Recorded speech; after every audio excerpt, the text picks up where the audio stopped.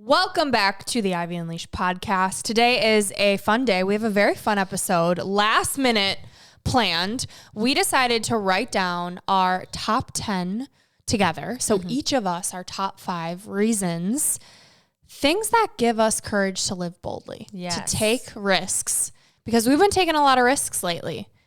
And we feel like if you were inside our brain and you knew these reasons, it would be helpful for you. So we're going to share them.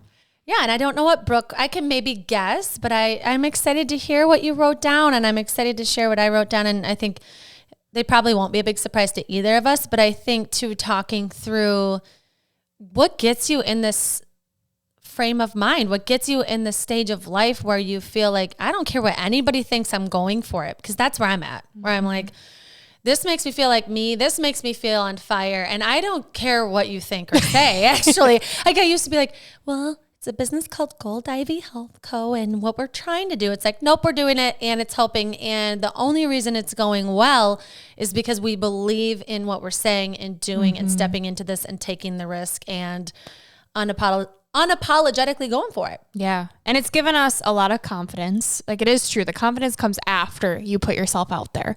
So if you're listening to this and you need a little perspective shift, you feel like you're in a rut, you need some confidence, you need to feel on fire, we gonna deliver. Yeah. I love it. Okay. You want to go first with your first one or me? You can go. Okay. Well, my first reason I live boldly is death. Shocker. I know. I think about death all the time. And I don't think it's a bad thing. I used to like tell myself, oh, I'm so dark and I'm so dreary. But it's the opposite. It creates light in my life. It creates the ability to take a risk knowing time is limited. There is going to be an end date of my life. And when I actually go there and think about it, and it can be scary, that's where the gifts come, where it's like, whoa, this problem isn't really that big of a deal. Whoa, it's not worth it to make somebody feel bad. Whoa, could I just decide on how I want to make the most of this day or shift my perspective so that I'm not dwelling in this negative mind space? What do I got to do to get out of it? Because these days are limited. They are numbered. And you've also lost a lot of people at a young age, which showed you and allowed you to have this perspective to quickly tap into that. And I think so. I lost 2 friends within 4 or 5 months when I was a junior in high school. So that's what Brooke's referring to. One, she was on my cross country team, and the other one was my neighbor. And we grew up for summers together. And so they both hit home. But I also think since then, like everybody loses people throughout life. But I think when your friend loses their parent or your friend loses their uncle, I really go there with them. I sit with them in it. And I think,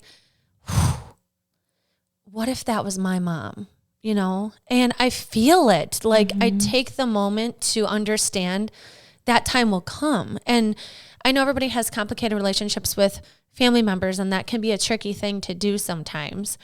But maybe it's thinking about someone that you love that much, that how do I want my time to be with them? How can I act from a place of integrity and feel like I gave that relationship what I really wanted? So sometimes anxiety can come with it of thinking like, I better say goodbye because what if they get on that plane? Like it can go to some places that can be unhealthy sometimes. And I legit have had therapy to help me with that because I do worry about death a lot. But I think the empowerment comes from knowing, understanding, and reminding yourself that time is limited. So it helps me be like, why not? Let's go.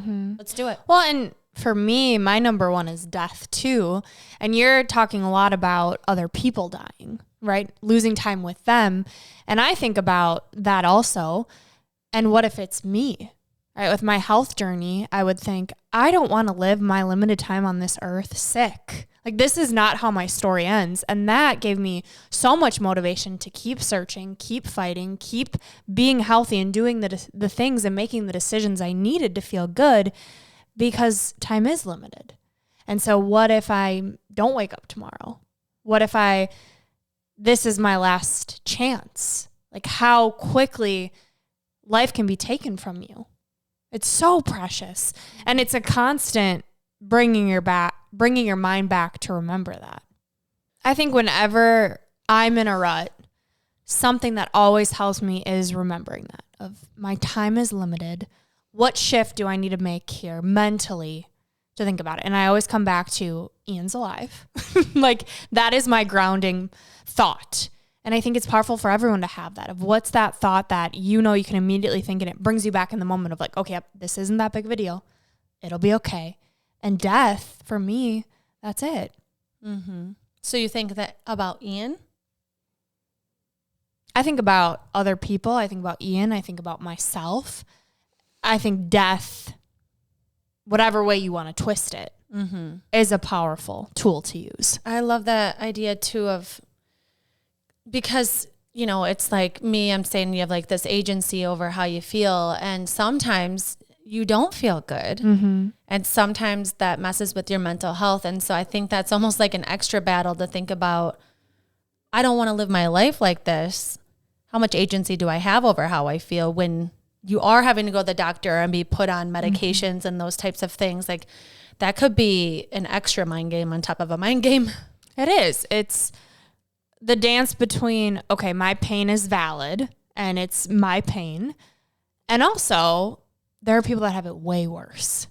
That perspective shift always has helped me and still does, of thinking of little kids going through cancer treatment. Like, okay, my tummy troubles and fighting off this yeast overgrowth is nothing compared to what some people deal with. Mm-hmm. And that can be tricky too, right? Because you're downplaying and you're dismissing your pain.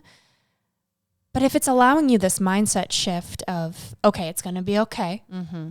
It's tapping you into a better mindset, which we know their mind and our body are connected. That helps with healing. And so it's all perspective.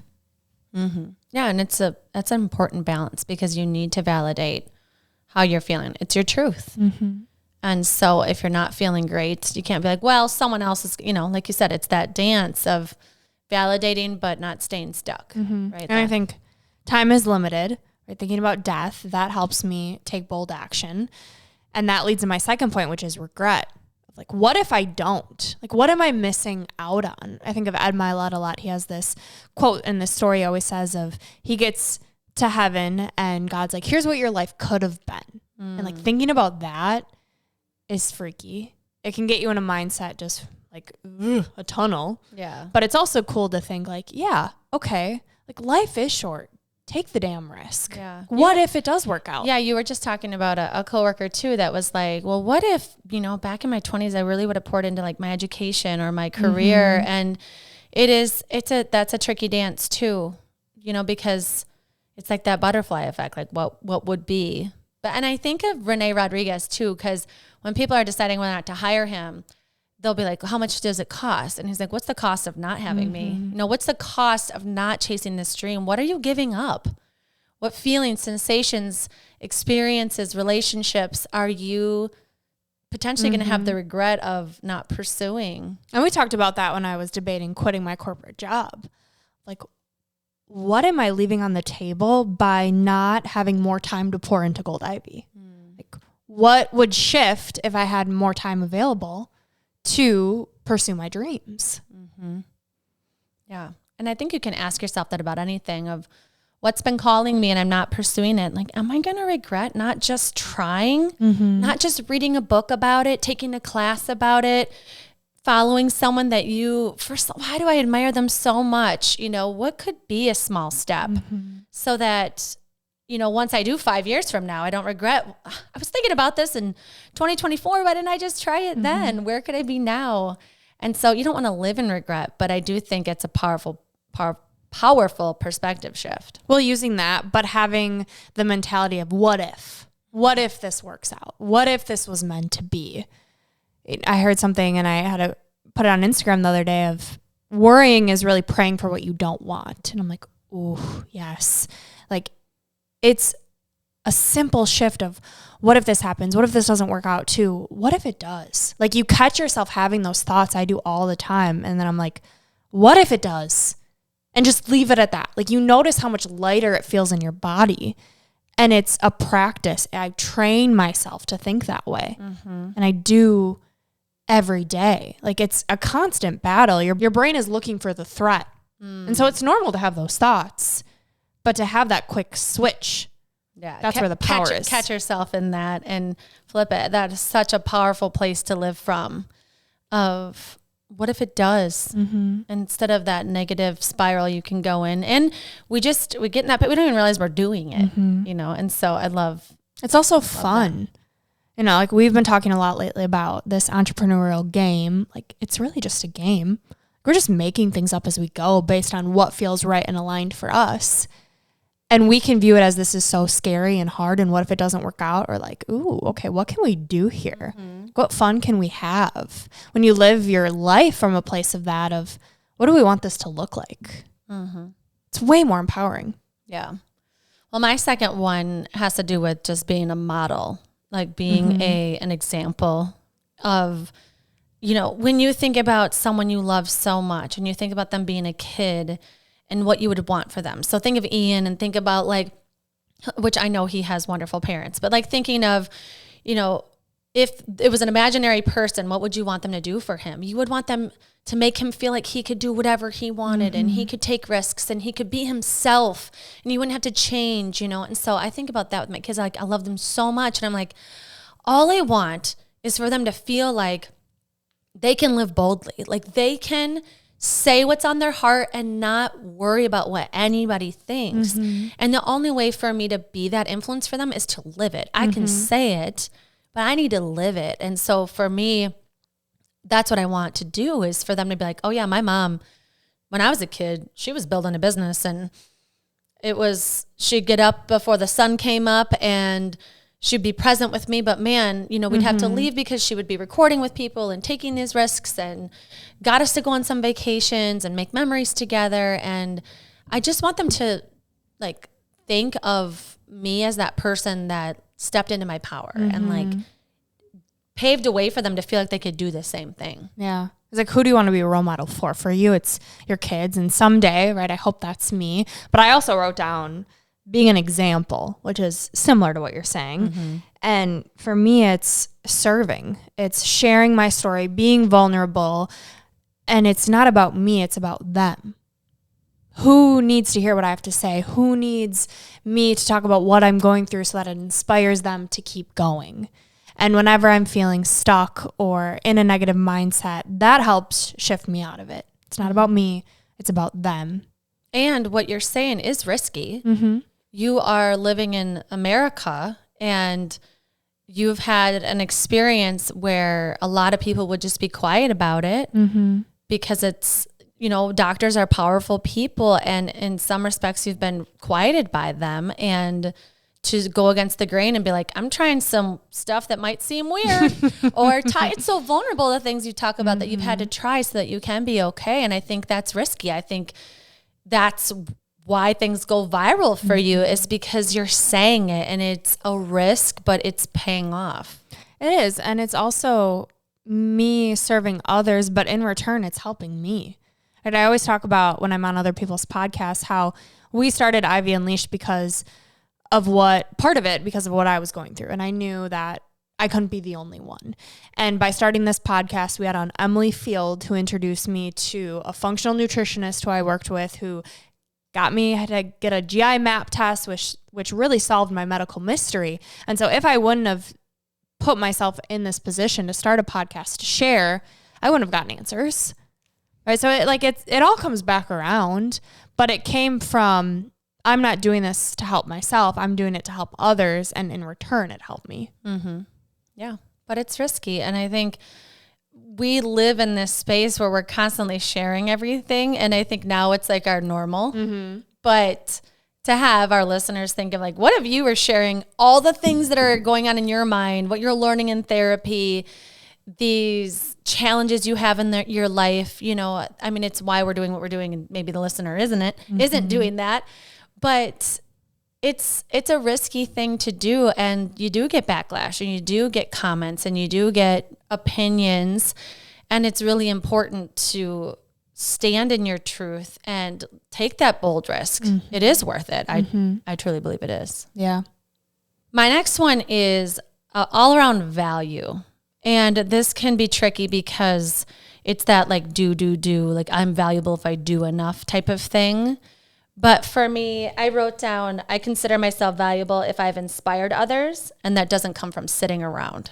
So me being valuable in my mind is that I'm taking action on these things that are calling me. I'm providing value, not by sitting around and just kind of letting those things go that are kind of calling me. I think in my faith, I believe I'm providing value back to the world by taking the gifts that I've been given and then trying to figure out a way to package it in a way that helps people and provides value. Mm-hmm. To me, I think sitting on those gifts is a disservice to me, to God, to the world. I think if you know who you are, if you have that understanding of the gifts you've been given, I think it's your job to give that value back. It's like a cycle. It's like you're constantly gifted a beautiful thought. Share it with someone. You're gifted this perspective. How can it be helpful to others? Or how can you reflect on it and decide what to do with it in a way that can provide more value?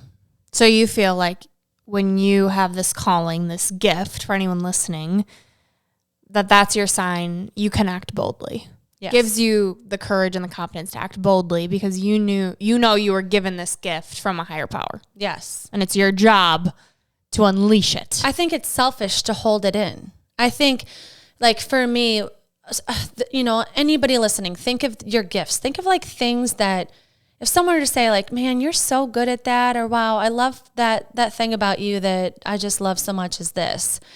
When I think about those things, I feel like I've taken them and the way that I'm gifting mine. Let's do a few examples.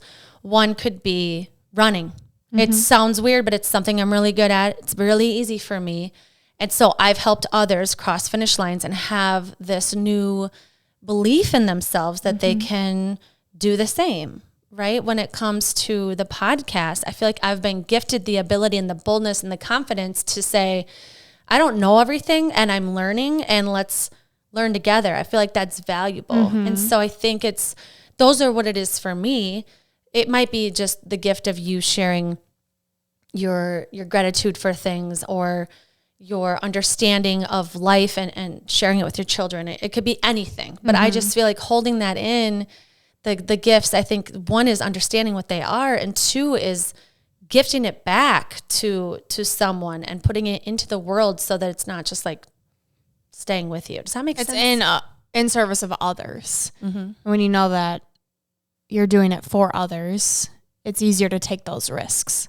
And I think you get gifted more. Like, I think more things come in. Like, because I've opened this channel of, finding guests and getting them on their podcast, I feel like more keep coming that are like, whoa, people would love that and love that. And it's like this abundance mentality. It's like, I recognize the gift. I'm grateful for the gift. And then I share the gift. It's like, that could be. You're doing good with the gift, so let's keep gifting you. Yes. Yeah. And so I would encourage you to think about what your gifts are. And it's not selfish to think about it. It's important to recognize what you're good at, because those things that come easy to you, they don't to others. As much as you might not think you're super unique or special or gifted, you are. You are the only you. And so you've got to figure out what that is and feel so good about it, that you are this one unique being. And it doesn't mean it has to be a business, but it's a gift to recognize it in yourself so that you can share it. And sometimes you need to ask other people. Like I always think too, like, what are my gifts? I've been doing this devotional by Eric Thomas, and it has you write out your gifts. And it was right before we had Carrie Kenzie come to record.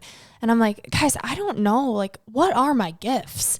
And she's like, you are the gift. Your energy is the gift. And I'm like, okay, but what do I do with that? Like, I think it's okay to ask other people, like, what do you see in me that I can't see in myself? Because sometimes we are in our own way. Yeah, that is such a great journal prompt too, because when I was on Carrie Kenzie's podcast, she said, what do you think your biggest gift is? And if someone were to say to you, what do you think your biggest gift is?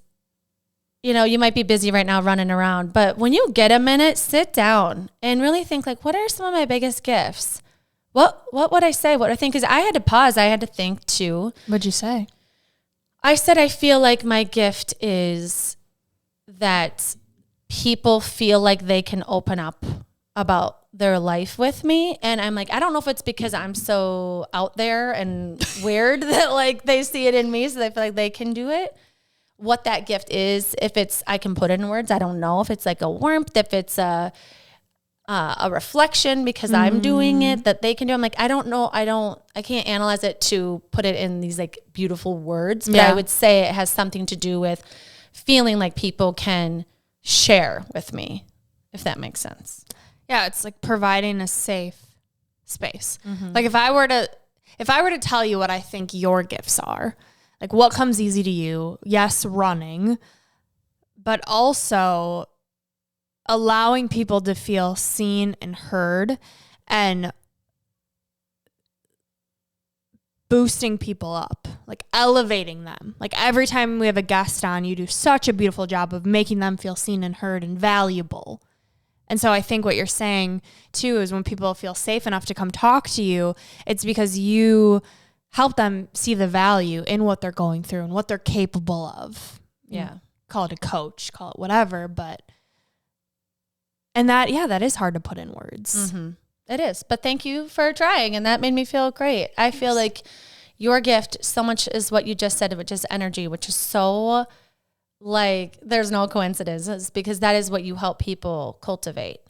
You take the gift of what you've been handed with your health that is really tricky and hard. Here I go. But you're taking that gift, which some could see as like a shitty gift, okay? But you've taken it and recognize that it's depleting your energy physically, and you have transformed it into something you can gift others. And as much as, and I think the tricky part people think too is like, oh, you have so much energy, Brooke. And it's like, well, that's your gift, is you help people have more energy because you've stepped into your power. You've recognized that you don't have to stay with this circumstance. You're in charge of your energy and you're in charge of what you want that to look like. And you are tenacious. You go after any solution you need to have or find to get that energy because you realize how important it is. And so you've helped so many people with the gift of this knowing. And my energy is always better when I'm with you. Our guest energy is always like, we get hired to go in rooms because of that energy. Like it's really a beautiful thing that I feel like you've really taken that and like alchemized it into something that is really powerful. Which, as you're saying that, what I'm thinking is when people talk about like what comes natural to you, what comes easy to you, that's your gift. For me, energy, that's not the case. It hasn't always been the case. I think from a young age, I was very charismatic and I still am and had this energy and loved to dance. And then it was ripped away from me. And when you have these things ripped away from you, it shows you how much more valuable, right? It's like you want what you can't have. And also when you don't have it, you're like, oh, you realize how important it is. You just brought up a good point though, because you are really charismatic and really funny. And I think that energy, even if your body feels like shit, you still have it. So it's like, it never really goes away. Like your gift, like the stuff that comes out of your mouth, we just laugh all the time. I feel like people know how funny you are because we have a podcast, but you know, the people that don't know you, they're really surprised by how funny you are because I think they see this pretty young person and you're really witty and goofy, and the stuff that comes out of your mouth sometimes is the funniest shit I've ever heard. Should I be a comedian? You know, that's funny. Ian and I started living together in July. And he's funny too. He's funny. In July, we started living together, and like a few months had passed and we were out with friends, and I asked him in front of all of our friends, and maybe I've shared this on the podcast already, but I said, what was the biggest thing that surprised you since living together? Thinking it'd be like, you know, how clean you are, how organized you are, how you do my laundry. And he's like, how funny you are. I was like, oh. Like that's such a good compliment. Yeah. That's so funny. So sometimes your gifts, like you have to ask other people, because I wouldn't say that. It's important to tell your people. Yeah. And it goes back to death. Like if you think something about the person you love, tell them. If you recognize a gift in them or you're surprised by something, or like maybe you need some love, so ask them like, you know, I'll tell Justin like, I'm having a rough day. I need some words. You know, he'll be like, wow, he'll give me 3 compliments. And I'm like, you know what? I'm so glad I asked because I really needed that. I feel so much better. Yeah. And I always want him to do the same. You know, like today I said to him, like, whenever you want to let me know it's bothering you, I'm here. Like I can feel your energy. I can tell something's off. And I feel like you really need me to say that. You know, you recognize something in the person you love, whether it's good or off or whatever. I think it's super important to address it. Like time's limited, make them feel good, make them feel seen, heard while they're here. Yeah. And you can tell when that energy's off. And when you give someone permission to shift their energy, like that is such a gift, right? Saying, okay, I see something's bothering you. I'm open. I'm here when you want to talk about it. Or your energy's on fire and I'm loving it, because that gives you more energy. And I used to be like, are we going to not talk about it? You know, and just like that energy is not great. It's more like, I'm here. Like we all have our moments. I'm here whenever you want to talk about it, because it might not be right now. It might even be, I might not even want to hear right now because it might be extra ugly, because like maybe you need a minute. Yeah. Well, and all these things we're saying, right? These perspective shifts, these mindsets of death. It's like, it could be so dark, or you could flip it and have it be light. And you can see that, you can feel that energy. You know, one of my last ones I wrote down was the thrill of what's possible. And that goes back to the, what if it does work out? Like the thrill, the excitement, the game, that is light energy. It's not constrictive. That's so funny, because mine is, why not? Like, why not? Bish, why not? Why not? Like, we're throwing proposals out there. Like, why not? Why not? Why wouldn't we share our story? Why wouldn't we? Why can't it be me? Like for me, when I see people I'm admiring now, I feel not closer to what they have because of success. I feel closer to what they have because I recognize all they did was, why not? All they did was think, why not me? If she can do it, why can't I do it? And it's not going to look the same way. It's not going to have the same route. But if I really want that thing, like, why not? Why can't I find my route to that feeling that I'm really aiming for? Like for me, it's just so much about travel and adventure. And it's like, why can't I see every part of this planet? I want to so bad. I want to be everywhere. Why not? Why not keep moving in that direction, figuring out the next move, and keeping my eye on the prize of wanting those adventures? Like, why shove that somewhere and hide it? Why not let my people know that's what I'm trying to do? The more it's out there, the more opportunities that will arise. You know? I think of that, okay, for us in this season, success, and for me, it looks like having my health, having my peace, traveling, doing things that excite me, being on my own time. And I was talking on Carrie Kenzie's podcast, again, I'm going to reference it, of this idea of success, right? You see, is it money? Is it fame? Like, what is it? And all of these people who, you know, quote unquote, have it, did they prioritize their health, or did they put their health on the back burner so they could get these things? And so I want to challenge us, and something we're both doing is we're doing it with our health. Like, we're having it be an and. We have what we want, and we also have our health. Yeah. And relationships. I think a lot of the people that you might look up to, that might have the fame or whatever, they've lost a lot of people have been through a divorce, or a lot of people have lost a lot of friendships. I'm not saying that won't, happen to people. It's a part of life. But for Brooke and I, our relationships are everything. Our health is everything. That just comes first. And we have seen by interacting with a lot of people in this space, in business, that it is not the case. And we refuse to flip that script. We refuse to not treat people with kindness and respect their time, and make sure our relationships are okay first. Like, it just comes, like, life comes first, health comes first. You have nothing without those things, those relationships and your health. And then business is important. And maybe it doesn't go as fast as like Ed Milet's, but like, he talks constantly about how he's trying to fix his relationship with his kids now that they're adults, because he missed out on so much when they were kids, and he's forced to take time off because of his health. Yes. Which I'm very glad that he's sharing it. Like, I think it's so important. You have this platform, talk about it. And he also, he talks a lot about faith. And for me, that's my last point, is faith. It's on my heart for a reason. why can't I have both, have my health and help people feel really good and be known for that? Mm-hmm. I think it's patience in that. Like faith to me, like you get taught patience with faith because you have faith and you want things and you're asking for them.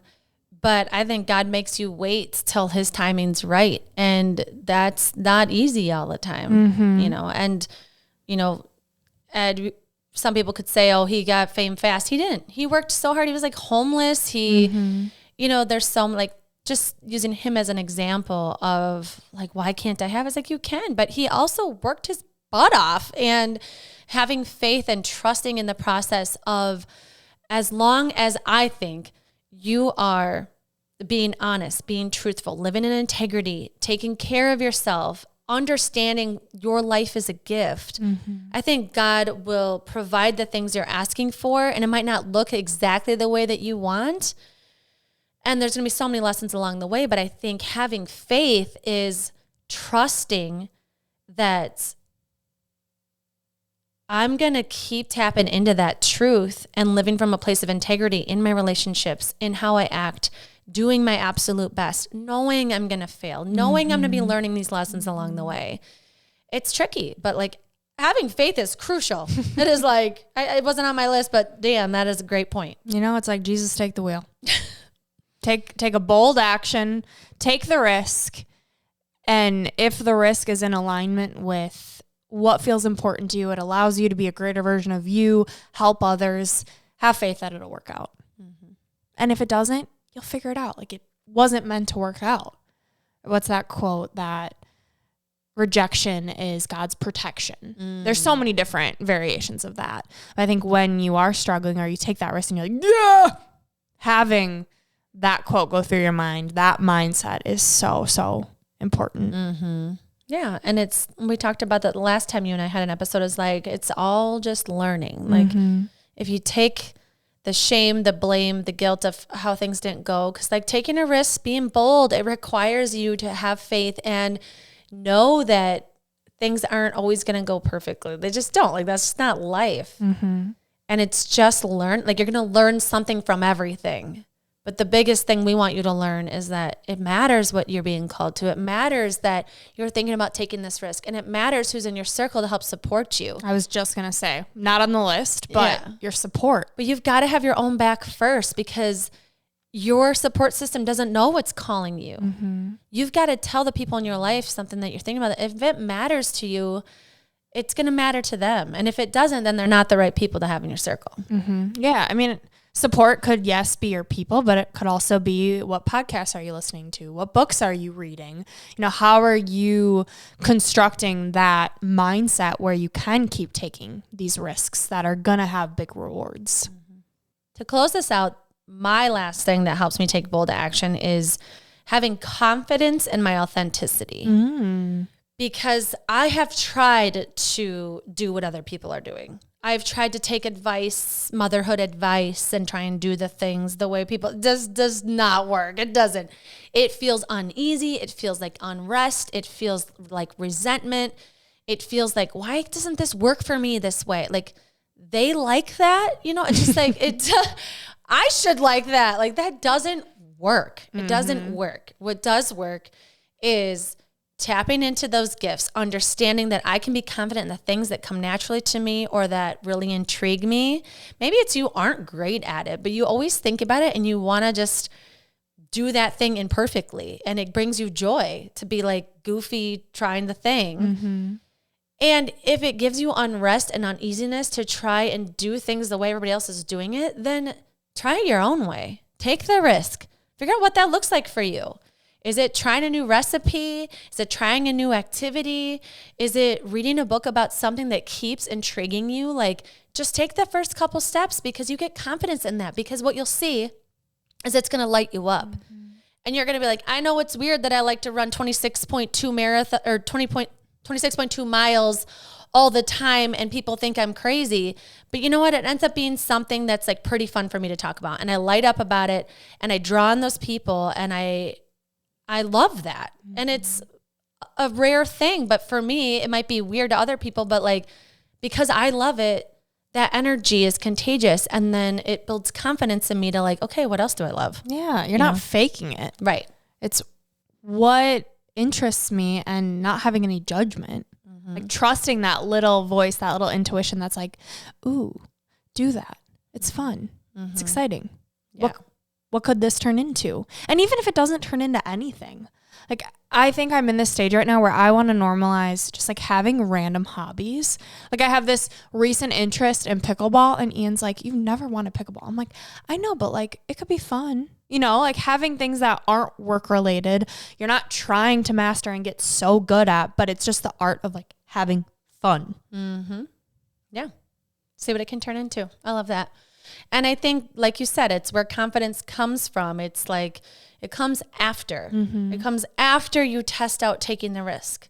After you be bold in something, you'll gain more confidence. And it's tough because you can't see it or feel it. And it's uncomfortable. Yeah. Like Lori Harder had a reel the other day that was like, no one talks about how uncomfortable you feel when you're pursuing your dreams.